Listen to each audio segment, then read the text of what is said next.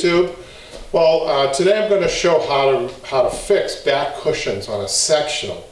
So we have, let's see, 1, 2, 3, 4, 5, 6, 7 back cushions for a big sectional, and my client came into me needing a solution, but she didn't really want to spend a lot of money. So it's our job as professional upholsterers to try to work with people to save a piece of furniture from the landfill. I'm very proud of the fact that in this particular case, I gave the customer 2 options, and both of them were a little expensive. And then I came up with a very creative third option to fix these back cushions. That, as you can see, this back cushion really needs some help. So my first recommendation was a down cushion like this. A down and feather cushion. The best back cushion in existence, I don't care what anybody tells you, is 50% down, 50% feather. That's the great mix, and with bevels, you know, we have separations here with the down and feather inside the cushion, the best possible cushion. Unfortunately, folks, they're expensive, so that first option is off the board.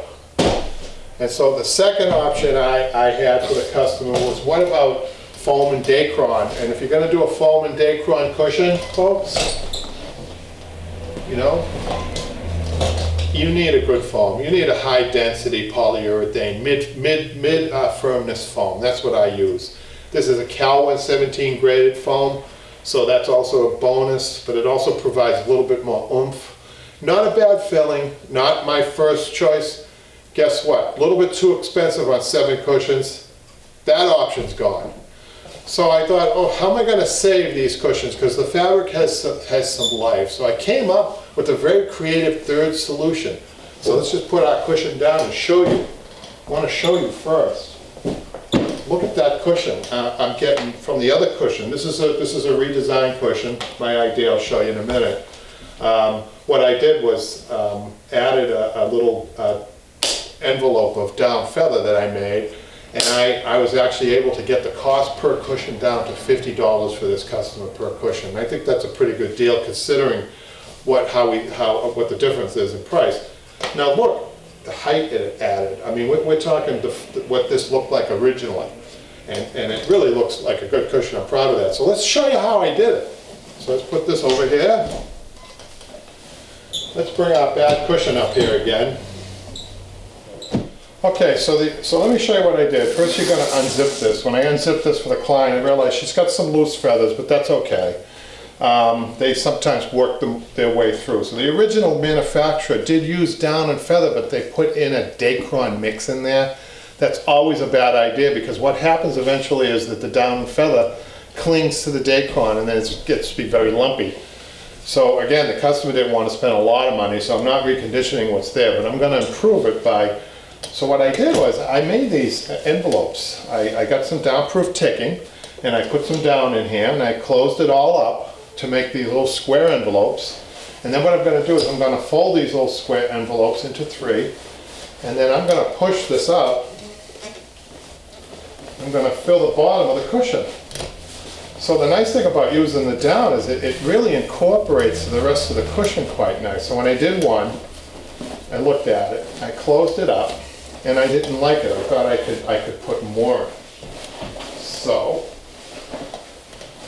the other one that I did, I know that I want 2 of these really to get a good cushion back. So 2 of these. You know, when you do these yourself, you save a lot of money. You know, so these probably cost me maybe about 20 bucks each to do. And my customers, I think that's a fair upcharge. I'm not, you know, because don't forget, we're still doing the labor for these. I know my customer's going to be quite happy with the results. So then the trick is to close the zipper.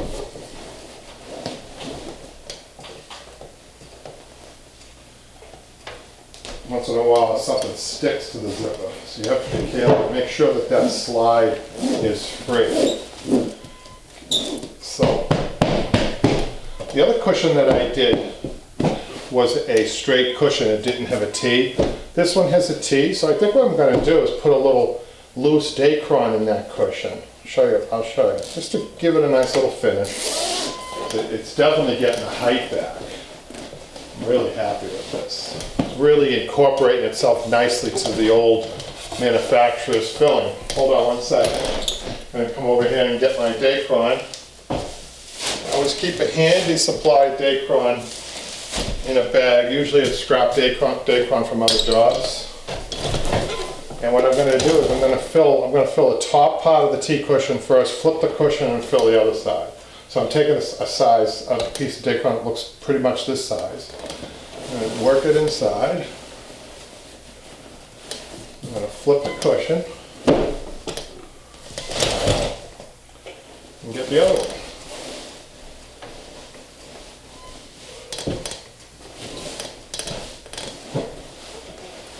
Push my filling back. Close up the zipper.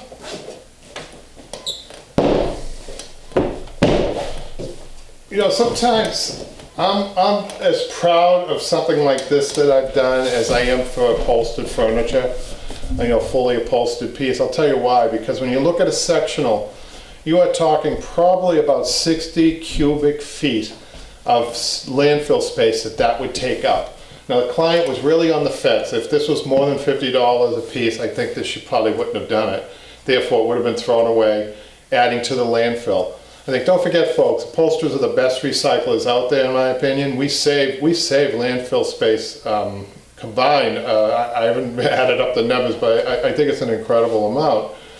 So she's happy, I'm happy, and the landfill people are not happy, but that's a good thing for all of us.